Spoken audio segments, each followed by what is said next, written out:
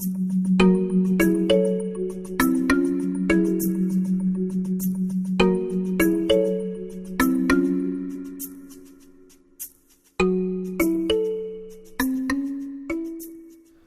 a palavra no calor de um testemunho, não? Isso é um testemunho. A quantidade de mobilização subjetiva que causa é um exemplo vivo daquilo que Bárbara estava falando, da irradiação da palavra. Porque a clínica do testemunho, basicamente, se dedica a tratar da irradiação do silêncio sobre o social. Mas o testemunho, ele afirma a vida. E ele irradia a palavra, irradiando vida. Mas é com uma quantidade de emoção imensa que a gente tem que viver essas coisas todas. E assim nós vivemos esses 3 anos de clínica do testemunho no projeto. Nós somos uma pequena instituição clínica. Para nós, clínica é sempre uma experiência piloto. Assim como isso nos atraiu profundamente no edital, o edital de uma experiência clínica piloto com afetados pela experiência do excesso. E o excesso é a grande marca desse nosso trabalho. O excesso, o deslimite. Nesse sentido, eu achei muito interessante que o desafio que nos foi colocado como coordenações é que pudéssemos apresentar o nosso trabalho em 15 minutos, podendo ter mais 5 de prorrogação, se necessário. Eu achei muito interessante, porque isto talvez fale da necessidade no social, no funcionamento do social, de se encontrar às bordas. E o que a gente, quando iniciou o trabalho da clínica, em primeiro lugar, o que nos marcou, o que foi um evento marcante, foi a possibilidade de encontrarmos e abrigarmos os companheiros do Rio de Janeiro. Isso foi um acontecimento fundante para nós. Nós estávamos numa reunião na PUC do Rio e os companheiros não tinham uma instituição que pudesse abrigá-los para responder ao edital. Quem tem um cobertor pode compartilhar o cobertor. Compartilhamos o cobertor. Eu acho que a nossa experiência nasce do companheirismo, em primeiro lugar. Não somos parceiros, somos companheiros. E isso define fundamentalmente que qualidade de clínica nós vamos fazer. É uma clínica realizada por companheiros. Buscamos intensamente saber como essa clínica que se desdobra entre companheiros podia aprofundar-se no entendimento da ação da violência sobre a subjetividade humana. Esse foi o nosso grande desafio. Claramente nós percebíamos os efeitos, vivemos os efeitos em nós, devastadores dos anos da ditadura. Talvez uma das coisas mais terríveis que a gente viva e que é mais chocante quando a gente sai para o social, para os nossos encontros públicos, é encontrar pessoas que não sabem nada sobre esses anos.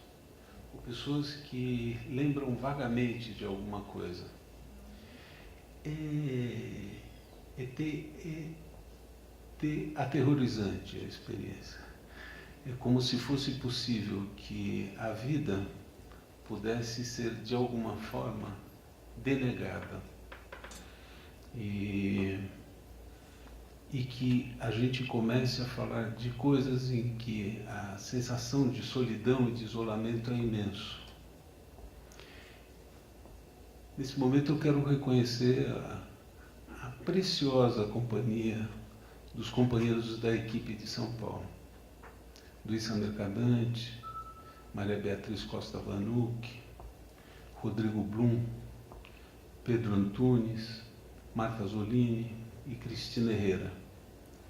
Nós muito rapidamente descobrimos que, para sobreviver a essa experiência, porque muito rapidamente percebemos que o enfrentamento com a violência nunca pode ser feita de uma forma solitária, mas sempre em coletivos, dependia fundamentalmente de um aliançamento e de um aprofundamento dessas relações que a muito custo mantivemos entre nós. Como o mal se imiscui e age no humano.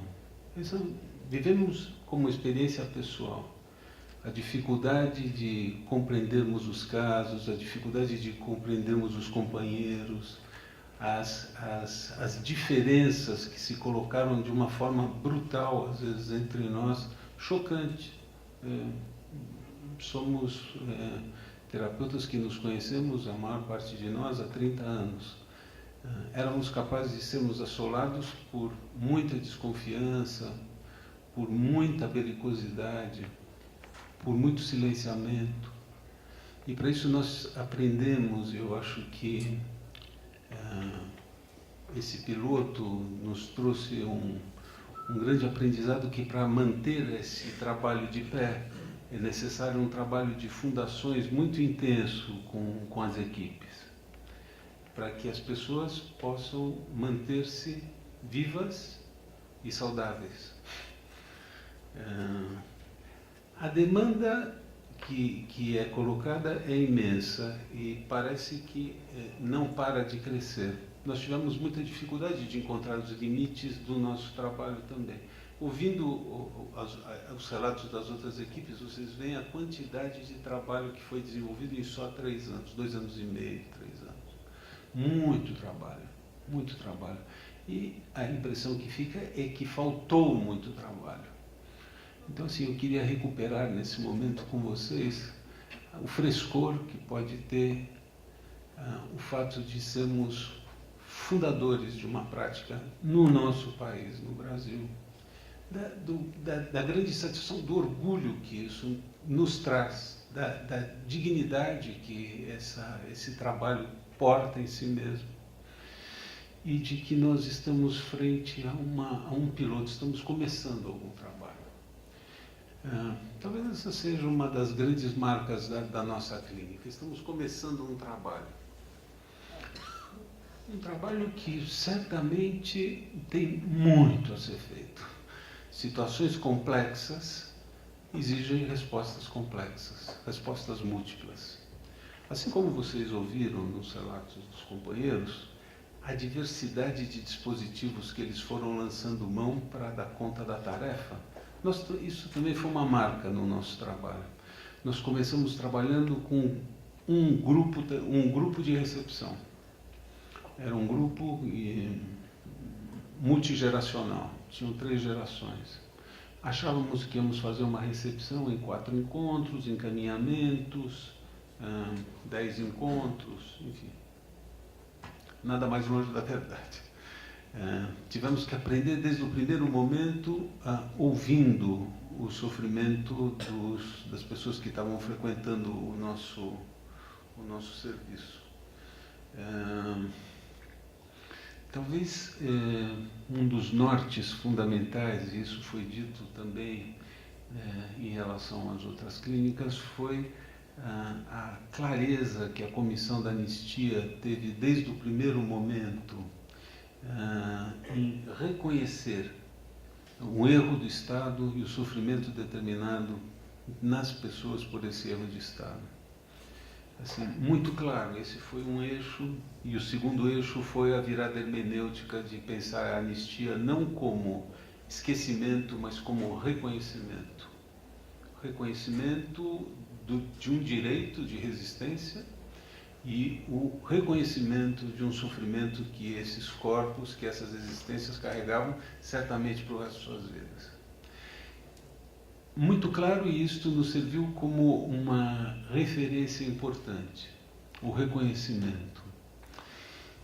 A clínica, como a gente a entende, ela é uma prática de propor estratégias singulares para situações singulares. E nós buscamos, nesses anos de prática, destacar mais claramente para nós quais eram as singularidades que essa demanda que se encaminhava a nós portava. A primeira grande singularidade é a dupla face da tortura, que num primeiro momento faz calar e num segundo momento faz calar. Faz calar e, através da irradiação, silencia o social como um todo. Aprendemos aí que existem situações particulares daqueles que foram atingidos nos seus corpos pela violência da repressão, da tortura, mas também aprendemos dos efeitos dessa tortura sobre nós. Então, assim, teve um aprendizado para nós que trabalhamos no campo de alguma coisa que se chama da ordem do compartilhamento, daquilo que se chama da ordem da contratransferência, em que, saindo de um lugar de verticalidade, nos levou a um lugar de horizontalidade com aquelas pessoas com quem estávamos trabalhando. Queremos, para os que são do campo, muito rapidamente uma referência com um autor húngaro bastante conhecido, que é o Ferenc, que nos ajudou muitíssimo no desfazimento da verticalidade do acontecimento clínico para a horizontalidade. E na horizontalidade, talvez a gente se coloque e nos aproximamos de alguma coisa que a Jean-Marie Gagneban fala, que o testemunho é uma narrativa simultaneamente impossível e necessária. O testemunho é impossível. De diversas formas nós falamos disso. Cristina falava do esburacamento que nunca haverá de se completar, por exemplo. Os colegas falavam de como outros mecanismos reparatórios são fundamentais, que se colocam ao lado do atendimento. O reconhecimento moral, o reconhecimento econômico, o reconhecimento dos pares. Acho que estamos começando a caminhar nesse sentido. Com qual complexidade nós precisamos trabalhar para enfrentarmos essa questão?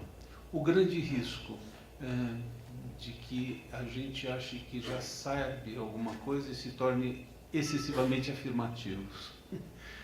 Eu gosto de pensar que estamos começando e que neste momento compartilhamos os primeiros poucos frutos que temos. Poucos frutos. Uma coisa com que nos defrontamos com uma situação muito complicada era de que tamanho seria a demanda que essas clínicas teriam. Certamente, nós não sabíamos quando nós começamos se eram 70, 700, 7 mil. Me lembro desses números falando entre nós. Era uma coisa assim, porque tínhamos 70 mil processos de pedido de anistia, se 10% pedirem.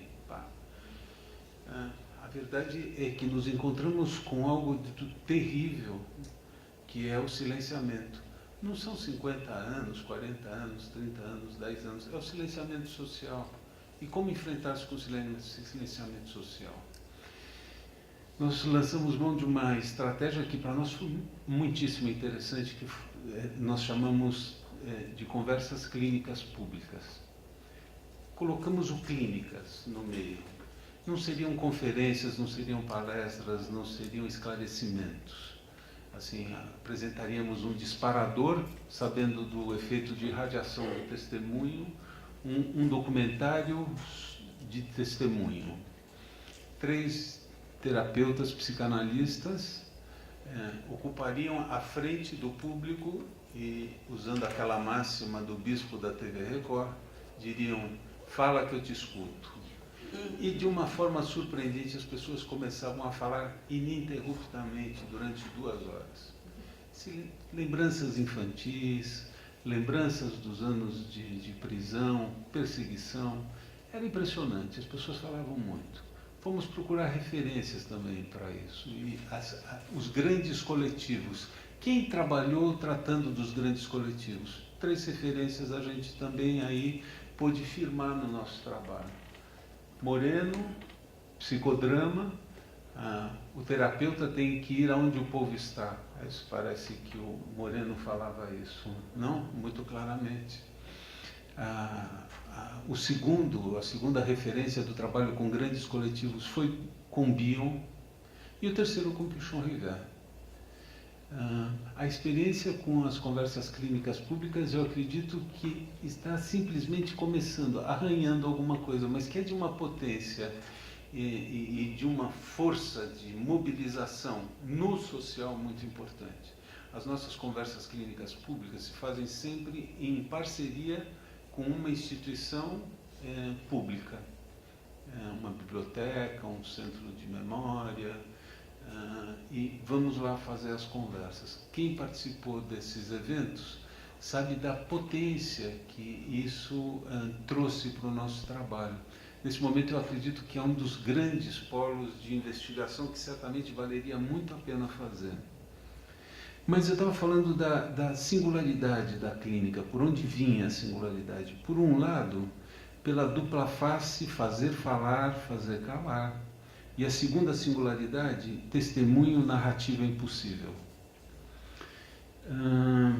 Nós vivemos isso de uma forma muito intensa em sessões grupais, e aí o grupo, eu acho que mostrou uma potência, uma vivacidade para esse tipo de trabalho interessantíssimo, em que as pessoas quase que saíam da ordem da palavra para poderem transmitir o seu sofrimento com gemidos e ais. E certamente a memória que nós estamos trabalhando não é uma memória da representação, na maior parte do tempo. Isso nós sabíamos reconhecer muito claramente que era disso que se tratava. Era uma memória que estava inscrita no corpo, em que nós buscávamos arrancar uma possibilidade de tradução em palavras. Eu acho que tem aí um campo de pesquisa. A nossa publicação é basicamente um trabalho sobre essa questão da tradução da memória corporal em direção à representação. Nosso livro vai ser lançado dia 5 de dezembro, no Memorial da Resistência. Estão todos convidadíssimos, em que nós vamos ter na abertura uma peça teatral, de uma leitura de jovens que participaram do grupo de filhos, a princípio na clínica e depois no grupo de filhos, uma leitura sobre os desaparecidos, os corpos desaparecidos.